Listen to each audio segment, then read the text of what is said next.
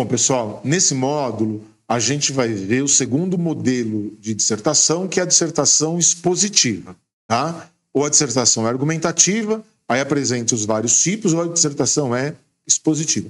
Antes de começar, fazer a seguinte ressalva. Se a banca simplesmente pedir para você fazer uma dissertação, em tese, você pode escolher qualquer uma das duas, tá? Expositiva ou argumentativa. Agora, se a banca, por exemplo, determinar a dissertação argumentativa, não tem escolha, tá? Na prática, eu nunca vi nenhuma banca impor dissertação expositiva. Eu já vi impor dissertação argumentativa. E por que isso? Porque a dissertação expositiva, na verdade, ela é muito pouco estudada. Os alunos têm muito pouca intimidade com ela no ensino médio, tá? Eu vou chamar aqui, gente, de exposição, né? Chamei lá de argumentação, aqui eu vou chamar de exposição, tá? Por que é pouco frequente? Porque a dissertação expositiva, ela trabalha com a lógica clássica. A lógica clássica trabalha com o conceito filosófico de premissa. Premissa maior, premissa menor e conclusão. Eu estou chamando aqui de premissa 1, premissa 2 e conclusão, tá? Por quê? Porque o nosso foco não é a aula de filosofia clássica, tá? Vão aparecer alguns nomes, os nomes são irrelevantes, só para eu conseguir te mostrar a teoria, tá? Então você tem a estrutura chamada conjuntiva, marcada aí pela conjunção e, tá? Pessoal, é para constatar sem se preocupar em decorar. Então nessa chamada premissa maior, e vai ser chamada de premissa maior porque sempre tem uma frase maior, tá? Você está vendo lá, todo padre é homem e possui nível superior. Então eu estou fazendo uma afirmação. É a chamada premissa maior. Eu vou fazer uma premissa menor, uma afirmação, José é padre. A partir dessa informação maior, todo padre é homem e possui nível superior. Se eu afirmo que José é padre, eu te obrigo a concluir, por lógica, que ele é homem e possui nível superior. As duas conclusões são lógicas, não tem nem como fugir muito disso, tá? Da palavra lógica, a partir da premissa maior. Então, um texto estruturado na maneira de dissertação expositiva, ele vai ter que trabalhar com as estruturas lógicas, ou a estrutura conjuntiva, ou a disjuntiva, que é o contrário. Se a conjuntiva trabalhou com e, a disjuntiva vai trabalhar com ou. Aí outra vez agora você vai fazendo a leitura, tá? Caso seja necessário, dê pause, que senão o vídeo se torna muito longo, tá? E vai pensando, ó. Então a partir dessas duas afirmações que eu te dou, né? As duas premissas, você vai concluir algo aí. Veja se a conclusão está correta. E olha, ao levar isso para sua redação, seria dessa forma para você fazer, tá? Então você vai tendo aí todas as estruturas lógicas, conjuntiva, disjuntiva, a chamada condicional. Aí é bem tradicional, né? C, A, então B, né? Então você vai ter lá, outra vez, ó. Se o Palmeiras for campeão, irei comemorar. Calma, pessoas que não são torcedores do Palmeiras, o foco é a aula. Foi só um exemplo, tá? É um exemplo clássico, inclusive, viu, gente? O Palmeiras for campeão, isso te obriga a concluir uma coisa. Se A, então B. Como A, logo B. A conclusão é que ele foi, sendo ele campeão, né? Eu afirmo, ele foi campeão. Logo, você vai comemorar, tá? É a chamada condicional. Ao lado dela, você tem a chamada bicondicional, que é o se e somente se, tá?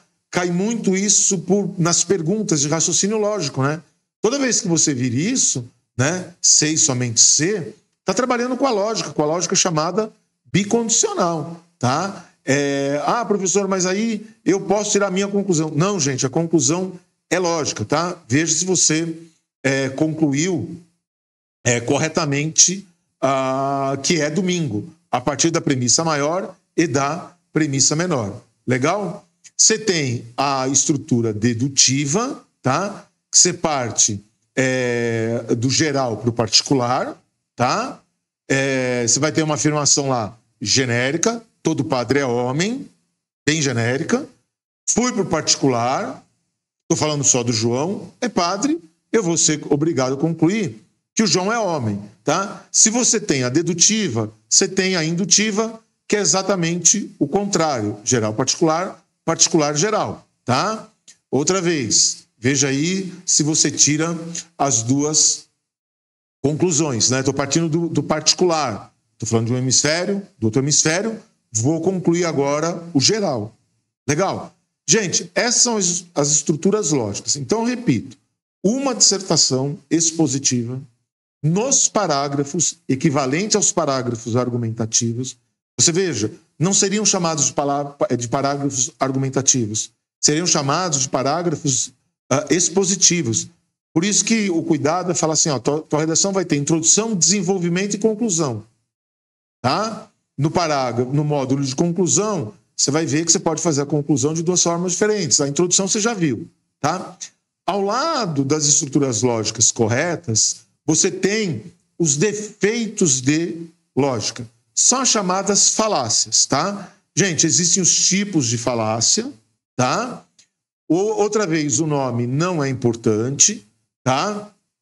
É chamada falácia do falso dilema, né? O que é a falácia do falso dilema? A gente tem visto muito isso, dá uma olhadinha aí, a gente tem visto muito isso nas discussões políticas.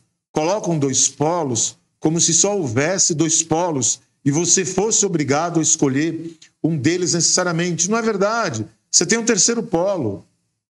Tá? Hoje, quando a aula está sendo gravada, eu estou falando do episódio que está acontecendo entre a Palestina e Israel.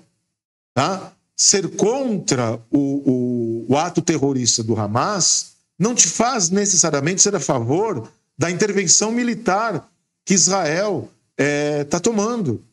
Tá? Esses polos não existem, é um falso dilema. Você tem a falácia ad hominem, tá? É o nome aí do latim.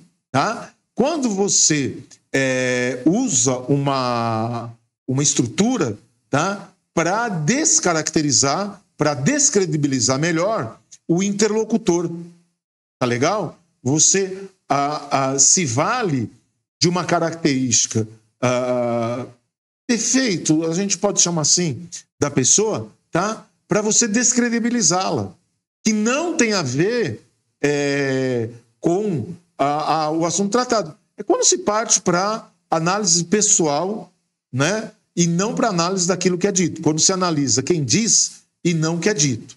Tá? Você vai ter a falácia do apelo à autoridade. O que é a falácia do apelo à autoridade? Você usar, cuidado com o argumento de autoridade, né? Você usar uma pessoa que tem crédito num campo para usar essa pessoa em outro campo. É um argumento falacioso. Legal? Bom, pessoal, estão aí as estruturas lógicas, tá? Usadas nos parágrafos expositivos. Beleza? Vamos em frente para o próximo módulo.